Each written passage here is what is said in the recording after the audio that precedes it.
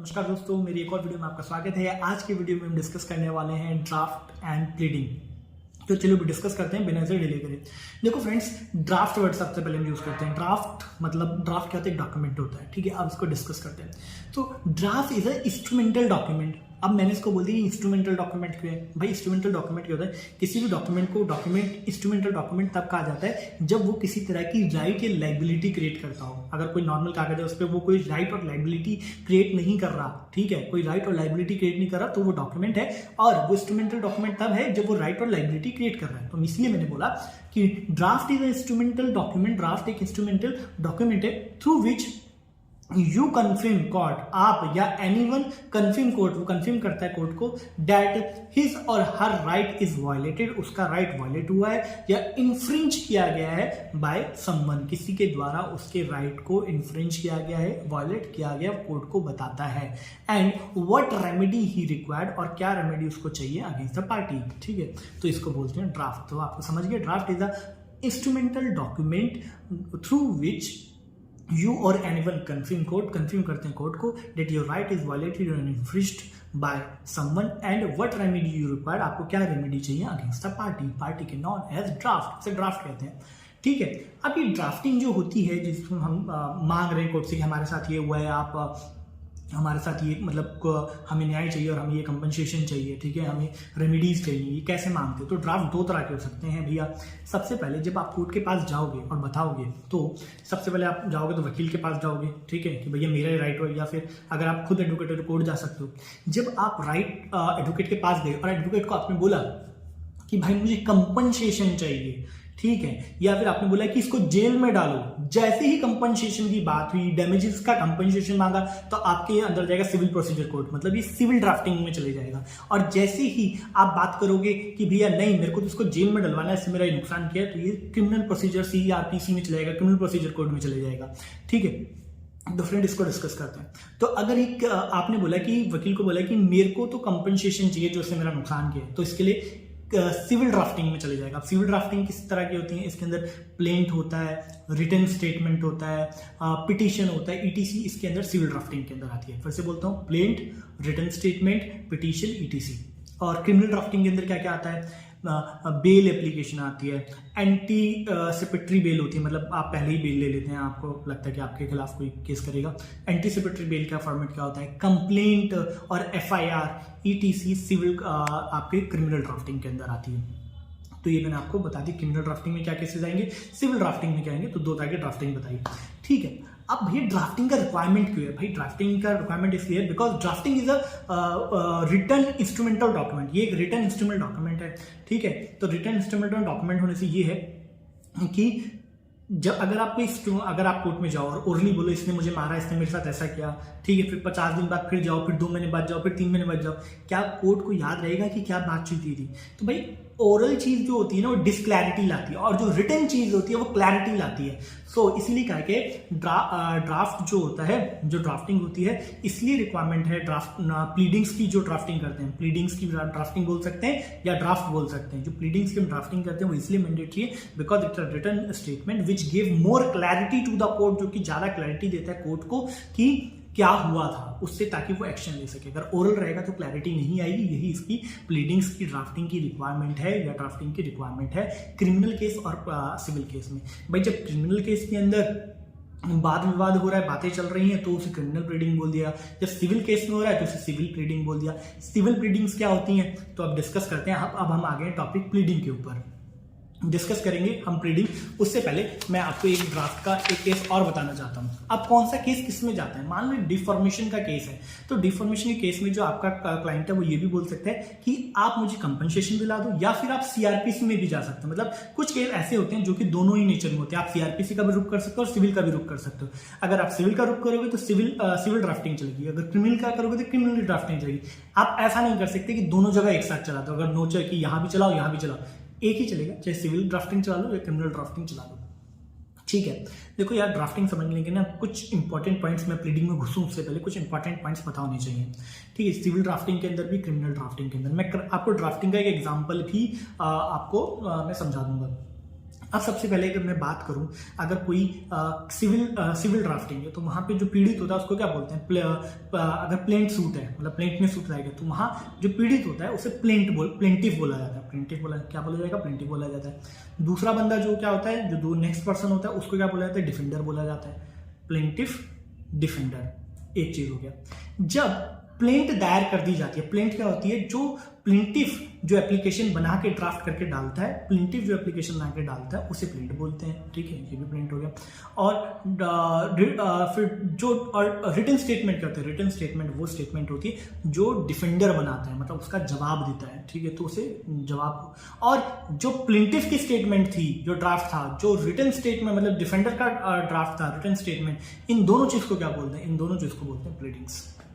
अगर हम criminal case की बात करेंगे तो वहां पे बात होगी कंप्लेंट, मतलब जिसने कंप्लेंट की उसे कंप्लेंट बोलते हैं, और दूसरे बंदे को एक्यूज्ड बोलते हैं। कंप्लेंट और एक्यूज्ड। दूसरी चीज, अगर क्रिमिनल केस में कोई अपील डालता है तो एप्लीकेंट, उसे एप्लीकेंट बोलते हैं, और रिस्पोंडेंट, एप्लीकेंट और रिस्पोंडेंट, ये हो गया। मैंने दोनों बता दी क्रिमिनल केस में, कंप्लेंट और एक्यूज्ड अगर केस है तो, और अपील डाल रहे तो एप्लीकेंट और दूसरा रिस्पोंडेंट। अगर पिटीशन फाइल कर दे, कोई पिटीशन फाइल कर रहा है या अपील फाइल कर रहा है, तो पिटीशन और अपील तो सिविल केसेस में चलती है। तो यहाँ क्या होगा? देखो भैया, चाहे तो ईआर लगा दो चाहे एंट लगा दो, जो सही लग रहा है वो लगाता है। तो पिटीशन फाइल होगी तो जो जिसने पिटीशन फाइल की है वो पिटिशनर हो जाएगा, पिटिशनर, ईआर ज्यादा सुटेबल लगता है तो पिटिशनर हो गया। जो जवाब देगा वो रिस्पोंडेंट। अगर अपील फाइल की है तो अपील डर तो हो नहीं सकता, अपीलेंट हो सकता है, एंट लगाते हैं इसमें, इसलिए अपीलेंट और रिस्पोंडेंट। तो मैंने आपको ये बताया कि ए पार्टी कौन सी होगी, बी पार्टी कौन सी होगी ड्राफ्ट के अंदर, ताकि आपको समझ आ जाए। सिविल ड्राफ्ट के अंदर आपका प्लेंटिफ, प्रैक्टिशनर, अपीलेंट होता है। क्रिमिनल ड्राफ्ट के अंदर कंप्लेंट और अप्लीकेंट होता है, ठीक है। और जो रिस्पोंडर जो लोग होते हैं सिविल पार्ट में, डिफेंडेंट होता है, रिस्पोंडेंट होता है। यहाँ पे एक्यूज होता है और एक्यूज्ड और रिस्पोंडेंट होता है। तो ये मैंने आपको कुछ टर्मिनोलॉजीज बताई जिससे हम ड्राफ्ट में जो हम यूज करेंगे, ठीक है। तो मुझे लगता है ये जो सेक्शन है ज्यादा लंबा हो गया, बट स्टिल चलो कंटिन्यू करते हैं। अब प्लीडिंग्स क्या होता है? देखो भैया, pleadings are the written statement. Pleading वो रिटन स्टेटमेंट्स होती हैं, क्या होती हैं? हमारी रिटन स्टेटमेंट होती हैं। अरे, प्लीडिंग से पहले मैं आपको एक चीज़ बताना भूल गया जो कि बहुत ही इंपॉर्टेंट थी। तो बहुत इंपॉर्टेंट ये थी कि जब हम ड्राफ्ट करते हैं तो उसके प्रिंसिपल्स क्या होते हैं, ठीक है। मैंने आपको ड्राफ्ट बताया, ड्राफ्ट के टाइप बताए, अब ड्राफ्ट के प्रिंसिपल्स क्या होते हैं। जब आप कोई चीज ड्राफ्ट कर रहे हो तो 3 सी याद रखिएगा। सबसे पहले कॉन्साइज का मतलब होता है कि वो बल्कि नहीं होना चाहिए, मतलब ये नहीं आपने पूरी राम कथा सब कुछ लिख दिया, क्या होना चाहिए? कॉन्साइज होना चाहिए। दूसरा, क्लैरिटी, आप जो लिख रहे हो उससे क्लैरिटी होनी चाहिए, कॉन्साइज होना चाहिए, क्लैरिटी होनी चाहिए। तीसरा, कटसी। अब कटसी का मतलब क्या है? जब दो पार्टीज के बीच में केस चल रहा है तो यहाँ कटसी का मतलब क्या हो गया? कटसी का मतलब ये होता है कि अगर किसी ने आपके साथ गलत भी किया है तो आप रिस्पेक्टफुली जब ड्राफ्ट करेंगे तो रिस्पेक्टफुली आप उसके बारे में लिखेंगे, नाम जो है आप सही से लिखेंगे, मतलब कुछ गलत शब्दों का प्रयोग नहीं करेंगे ताकि कोर्ट की आहुमेल ना हो, ठीक है। तो आप कटसी दिखाएंगे, ठीक है। डेट पार्टी ये पुट एलिगेशन टू मिस्टर, इस तरह से, मतलब आप रिस्पेक्टफुली कटसी के साथ ही चीजों को ड्राफ्ट करेंगे। तो कॉन्साइज हो गया, क्लैरिटी हो गया, कटसी हो गया। उसके बाद क्या करना होता है भैया? आपको मिस्टेक्स नहीं करनी होती है। मिस्टेक कर दी तो पूरा गेम ही चेंज हो जाएगा, पूरा ड्राफ्ट ही खराब हो जाएगा। उसके बाद लॉजिकल अरेंजमेंट करना चाहिए, लॉजिकल अरेंजमेंट होना चाहिए, मतलब जो पैराग्राफ्स आपने लिखे हैं इसका लॉजिक, मतलब सारी चीजों को पैराग्राफ में लिखना है। पहले अगर कोई एक प्रॉब्लम है तो एक प्रॉब्लम, फिर दूसरी प्रॉब्लम, तीसरी प्रॉब्लम, ताकि लोग समझ सकें। तो ये ड्राफ्ट की कुछ प्रिंसिपल्स होते हैं, concise, clarity, courtesy, avoid mistakes and logical arrangement. अब हम बात करेंगे प्लीडिंग्स की। मुझे पता है वीडियो लंबा हो गया लेकिन डिस्कस करना जरूरी है। Pleading is the statement, pleading एक स्टेटमेंट दी जाती है, स्टेटमेंट्स होती हैं which are given by both parties in the case, मतलब जो दोनों पार्टी स्टेटमेंट्स दे रही होती हैं उसे प्लीडिंग्स कहा जाता है। When someone right is infringed or violate, जब किसी का राइट इन्फ्रिज या वायलेट हो जाता है, he goes to court, वो कोर्ट जाता है and gives statement to court, वो देता है, स्टेटमेंट देता है। तो क्या स्टेटमेंट देता है? प्लेंटिफ जो होता है वो प्लेंट देता है, प्लेंटिफ प्लेंट देता है, नॉन एज प्लीडिंग, इसको प्लीडिंग बोलते हैं। फिर उसका जवाब जो होता है, डिफेंडर जो होता है वो उसका जवाब देता है, नॉन एज रिटन स्टेटमेंट, ये भी प्लीडिंग होता है। तो जो रिटन स्टेटमेंट होती है, जो प्लीडिंग होती है, ये दोनों की दोनों ही क्या होती है भैया? हमारी प्लीडिंग्स होती है। तो प्लीडिंग दो तरह की होती है, एक प्लेंटिफ पॉइंट ऑफ व्यू से दो तरह की प्लीडिंग किस तरह की होगी, दो तरह की प्लीडिंग होगी। पहला प्लीडिंग प्लेंट को भी प्लीडिंग बोलते हैं, और रिटन स्टेटमेंट उसको भी प्लीडिंग बोलते हैं। तो प्लेंट्स वो स्टेटमेंट्स होती हैं जो कि आपके प्लेंटिफ के द्वारा दी गई होती हैं, और आपके रिटन स्टेटमेंट्स वो होती हैं जो कि आपकी डिफेंडर के द्वारा दी गई होती हैं। तो अगर हम प्लेंट की तरफ से, प्लेंटिफ के पॉइंट ऑफ व्यू से देखें तो प्लेंट इज अ प्लीडिंग, और अगर मैं डिफेंडर के पॉइंट ऑफ व्यू से देखूं तो डिफेंडर के पॉइंट ऑफ व्यू से देखूं तो written statement is a pleading. तो मैंने दोनों में, ठीक है। तो एक छोटा सा वो रिवाइज करते हैं। तो pleading is a statement which is given by the both parties in a court. जब भी किसी का राइट एक्यूज्ड होता है वो कोर्ट जाता है, वहां पे जो प्लेंटिफ देता है उसे उसे भी प्लीडिंग कहा गया, और जब उसका वो जवाब देता है दूसरा बंदा रिटन स्टेटमेंट, तो वो डिफेंडेंट के उसको कहा गया प्लीडिंग कहा गया। प्लीडिंग दो तरह की होगी, प्लेंट एंड रिटन स्टेटमेंट। जब आप कोई प्लेंट लिखते हैं तो उसकी एसेंशियल्स क्या होते हैं, तो आपको एसेंशियल्स पता होना चाहिए। फिर जब ड्राफ्ट लिखा था तो उसके भी तो एसेंशियल्स थे, क्या था, कॉन्साइज था वो, मतलब ज्यादा बल्कि नहीं होना चाहिए, ठीक है। तो आपका प्लेंट भी ऐसा होना चाहिए, बल्कि नहीं होना चाहिए। फिर क्या था, कॉन्साइज होने के बाद था हमारा क्लैरिटी थी, मतलब जो पॉइंट्स लिख रहे हो उसमें क्लैरिटी आनी चाहिए। तीसरा क्या था, कटसी, आप कटसी के साथ लिखेंगे, ऐसा नहीं है जैसे ड्राफ्ट किया था तो उसको कटसी के साथ लिखेंगे। तीसरा लॉजिकल अरेंजमेंट था, ठीक है। और साइंड बाय, ये साइन होना चाहिए, किसके द्वारा साइन होना चाहिए, साइन होना चाहिए अपना एडवोकेट और प्लेंट जिसने ये स्टेटमेंट दिया उन दोनों के बारे में लिखा होना चाहिए, दोनों के द्वारा साइन होना चाहिए। और अदर रिलीवेंट फैक्ट, इसके अंदर रिलीवेंट फैक्ट्स होने चाहिए, ठीक है। और जो डिस्प्यूट है वो डिस्प्यूट लिखा होना चाहिए। ये प्लेंट्स की हमारे एसेंशियल्स हो गए, प्रिंसिपल्स हो गए जब हम इसको लिखते हैं। तो मैंने आपको ये भी बता दिया, क्या कॉन्साइज हो गया, कटसी हो गया, और क्लैरिटी हो गया, लॉजिकल अरेंजमेंट हो गया, एडवोकेट और आपके साइन होने चाहिए, प्लस लॉजिकल अरेंजमेंट होना चाहिए। ये प्लेंट के प्रिंसिपल्स हो गए हमारे। अब क्या बोल रहा था मैं, हाँ, अब मैं आपको एक वो दिखा देता हूँ कि हाँ, जब भी कोई व्यक्ति प्लेंट डाल देता है, जब भी कोई प्लेंटिफ एक प्लेंट डाल देता है कोर्ट के अंदर, तो 30 दिन का समय होता है डिफेंडर के पास कि वो भी अपनी प्लीडिंग डाले और उसको रिस्पॉन्स दे, ठीक है, उसका रिस्पॉन्स दे। तो इस केसेस में जो प्लेंट चलते हैं इसको सिविल केस का मैंने बोला। अब मेरे हिसाब से हमें एक उसको डिस्कस कर लेना चाहिए कि कैसे ड्राफ्ट किया जाता है हमारा, कैसे सिविल केस में कैसे ड्राफ्ट करते हैं। तो मैं आपको बिल्कुल नॉर्मल लैंग्वेज में समझाता हूँ कि कैसे एक सिविल कोर्ट के अंदर एक प्लेंट को ड्राफ्ट किया जाता है। तो भाई प्लेंट को ड्राफ्ट करने का सिंपल सा तरीका है, कोर्ट ऑफ द नेम, ठीक है। जैसे डीड ड्राफ्ट करते थे तो डीड का नेम आता था, यहाँ पे कोर्ट का नेम आएगा और प्लेस आ जाएगा। क्या आ जाएगा, court of the name, court का नेम और उसका प्लेस क्या है। फिर उसका सूट नंबर, मतलब कौन सा ये सूट जो केस है वो केस नंबर क्या होगा, ठीक है। उसके बाद आ जाएगा प्लेंट का नेम और प्लेंट का एड्रेस वर्सेस डिफेंडर का नेम और डिफेंडर का एड्रेस, ठीक है। डिफेंडर का नेम, डिफेंडर का एड्रेस आ गया, ठीक है। सब्जेक्ट ऑफ सूट, मतलब सब्जेक्ट क्या है भैया, जो सब्जेक्ट है मतलब क्या कहानी है उसका सब्जेक्ट आ जाएगा, ठीक है। फिर प्लेंटिफ सबमिटेड अंडर, प्लेंटिफ ने सबमिट किया है, क्योंकि प्लेंटिफ सबमिट कर रहा है तो लिखेंगे प्लेंटिफ सबमिटेड अंडर, और उसके बारे में फिर सबसे पहले प्लेंटिफ का इंट्रोडक्शन आ जाएगा कि भैया ये ठीक, इंट्रोडक्शन आ जाएगा। मतलब वो अपना नेम भी लिखेगा, नंबर लिख के हम ऊपर भी लिख चुके हैं लेकिन यहाँ भी लिखेंगे इंट्रोडक्शन में नेम, नंबर, एज, एड्रेस, फिर दूसरी पार्टी का नेम, नंबर, एज, एड्रेस, उसके बाद का नाम, आपका एम्प्लॉयमेंट, उसका एम्प्लॉयमेंट, यहाँ पे हमने डिटेल्ड में दे दिया जो प्लेंटिफ ने जो सबमिट कर रहा है, ठीक है। अब लिखिए कॉज ऑफ एक्शन, भैया बात हुआ क्या था, कॉज ऑफ एक्शन, आपका राइट वायलेट हुआ, कैसे इंसिडेंट हुआ, क्या डैमेजेस हुआ, क्या हुआ क्या, तो वो कॉज ऑफ एक्शन में लिखते हैं। कॉज ऑफ एक्शन में लिख दिया आपने। उसके बाद क्योंकि आपके कॉज ऑफ एक्शन जो केस आ रहे हैं, ठीक है, एक में नहीं आ रहे, तो आप उसके पैराग्राफ्स बनाएंगे, ठीक है। पहले आपने कॉज ऑफ एक्शन लिख दिया, फिर आप पैराग्राफ बनाया। पैराग्राफ 1 में लिखा कि मेरा ये राइट वायलेट हुआ, पैराग्राफ 2 मेरा ये राइट वायलेट हुआ, ठीक है। या फिर पूरा और लीगल थिंग्स उसके अंदर आप जो लिखना चाहते थे वो आप लिख देते हैं, ठीक है। इससे मुझे एक मैं बाद में बताऊंगा मुझे, ठीक है, ये हो गया। तो लीगल पैराज में हो गया, ठीक है। लीगल पैराज में फिर आप प्रेयर करते हैं। किससे प्रेयर करते हैं, प्रेयर मतलब रिक्वेस्ट करते हैं जैसे कि प्लीज आपको रिलीफ क्या चाहिए, तो आप प्रेयर में लिखेंगे व्हाट रिलीफ यू नीड, ठीक है। फिर वहां पे प्लेस का नाम, डेट का नाम और signature of plaintiff, place, date, prayer लिख दी कि आपको क्या मतलब रेमेडीज चाहिए, ठीक है। फिर प्लेस, डेट, सिग्नेचर। सब कुछ हो गया। आपको पता है जब भी आप एफिडेविट बनाते हो लास्ट में लिखते हैं ना वेरीफाई, फिर आ जाएगा वेरीफाई बाय, वेरीफाई किसने किया।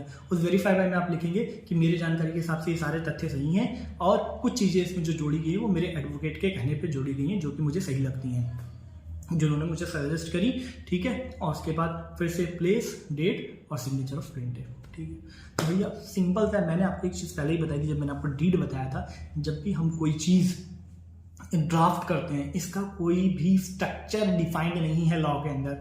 तो अगर आपको सिर्फ कॉन्सेप्ट क्लियर हो रहा है, आपने आगे पीछे करके आड़ा फड़का भी कर दिया तो भी आपका काम चलेगा, आपको full out of full marks मिलेंगे। तो सिविल आपको बस इतना याद रखना है, कोर्ट का नेम लिखो, प्लेस लिखो, सूट नंबर लिखो, पार्टी का नाम लिखो वर्सेस पार्टी दूसरे का नाम लिखो, सब्जेक्ट ऑफ सूट लिखो, फिर प्लेंटिफ ने जो सबमिट किया उसका इंट्रोडक्शन लिखो दोनों पार्टीज का, उनका एम्प्लॉयमेंट एज लिखो, कॉज ऑफ एक्शन क्या उनको पैरास में लिखो, फिर आप उनसे प्रेयर करो कि भैया हमको ये रेमेडी चाहिए और उसका वेरिफिकेशन करके सबमिट कर दो। तो इस तरह से अब अगर यही जो प्रिंट है कौन बना रहा हो, रिटन स्टेटमेंट फाइल, मतलब जब आपने प्रिंट दायर कर दिया तो भैया एक केस रिटन स्टेटमेंट भी आएगी, तो रिटन स्टेटमेंट भी ड्राफ्ट होगी। तो रिटन स्टेटमेंट कैसे ड्राफ्ट होगी, रिटन स्टेटमेंट भी ऐसे ड्राफ्ट होने वाली है। सबसे ऊपर क्या आएगा, रिटन स्टेटमेंट में सबसे पहले क्या आएगा, कोर्ट का नेम और प्लेस, ये हो गया, सूट नंबर यही आएगा, ठीक है। अब यहाँ पे जब रिटन स्टेटमेंट आती है तो उसके अंदर हमने लिखा था इन द मैटर ऑफ, ठीक है। दो चीज तो सेम थी कि सूट नंबर और कोर्ट का प्लेस हो गया, और यहाँ पे लिखा जाता है इन द मैटर ऑफ, किसके मैटर के बारे में, क्योंकि जब आप जवाब दे रहे हैं ना तो in the matter of A and B, ठीक है, in the matter of A and B दोनों का नाम, ठीक है, हो गया। फिर सब्जेक्ट ऑफ सूट जैसे वहां था, अब फिर वही हो जाएगा डिफेंडर सबमिटेड। अब डिफेंडर में सबसे पहले वो इंट्रोडक्शन दे देगा, इंट्रोडक्शन दे दिया, इंट्रोडक्शन के बाद फिर वो देगा प्लेंट ने क्या प्लेंट रेस किया उसके खिलाफ, है ना, जो उसने प्लेंट्स में लिखा है। तो प्लेंट रेस पॉइंट, जो प्लेंट ने रेस पॉइंट करा उसने ये बोले ये उसने मेरे खिलाफ प्लेंट रेस करी है। कॉज ऑफ एक्शन में उसने बताया कि ये प्लेंट रेस, जो मैंने बोला कि प्लेंट रेस, जो प्लेंट ने रेस करी थी ये चीज़ रेस करी है मेरे खिलाफ, ठीक है। और तो उसने वो उसका जवाब देगा, उसने बोला कि ए में उसने ये मेरे ऊपर इल्जाम लगाया, ये बिल्कुल नकली है जी, ये बिल्कुल गलत है, ये जवाब है इसका, फिर दूसरे का, फिर दूसरा, इस तरह से, ठीक है। या फिर आप सीधा ये लिख दो कि प्लेंट ने क्या क्या पहले उसके ऊपर आरोप लगाए हैं वो लिख दो, ए आरोप, बी आरोप, सी आरोप को जो भी उसने, और आप उसको डिनाइड करते हैं। अब आ जाते हैं कॉज ऑफ एक्शन। फिर कॉज ऑफ एक्शन की उसने अपनी डेफिनेशन बताई थी कि कॉज ऑफ एक्शन ये था, आप अपनी डेफिनेशन बता दो कि नहीं जी कॉज ऑफ एक्शन इसलिए था, ये चीज इसलिए हुई है, और आप इस जो हुई है और उन चीज़ों को स्पेसिफिकली जो उसने पैराग्राफ में जो सेशंस लिखे में आप उसको डिनाई कर दो कि मैं पैरा 1 को भी डिनाई करता हूँ, पैरा 2 को भी डिनाई करता हूँ, पैरा 3 को भी डिनाई करता हूँ, ठीक है। फिर क्या होगा, आप प्रेयर करेंगे, प्रेयर कर लेंगे, प्रेयर करने के बाद आप वेरिफिकेशन करेंगे और सिग्नेचर डालेंगे, और अपना सिग्नेचर, प्लेस, डेट और सिग्नेचर, और खत्म। कहने का मतलब है बस वही कोर्ट का नेम लिखो, वही सीरियल नंबर, सूट का नंबर लिखो, ठीक है। अगर प्लेंट डाल रहे हो तो पहली पार्टी वर्सेस दूसरा पार्टी लिखो, अगर रिटन स्टेटमेंट डाल रहे हो तो इन द मैटर ऑफ लिखो, फिर सब्जेक्ट लिखो इधर भी और इधर भी, और फिर जो प्लेंटिफ बोल लिख रहा है तो प्लेंटिफ अपनी कहानी लिखेगा, एड्रेस वेड्रेस दोनों लोगं का। अगर रिटन स्टेटमेंट लिख रहे हैं तो आप अपना स्टेटमेंट इधर लिखिए। इस तरह से आप पूरा लिख के और उसमें कॉज ऑफ एक्शन डाल के, पैरास डाल के, प्रेयर डाल के, और लास्ट में सबसे जाके वेरिफिकेशन करके उसको सबमिट कर दो। आई थिंक आपको समझ आ गया, वीडियो बहुत लंबा गया। Thank you so much. अगर आपको वीडियो अच्छा लगा हो तो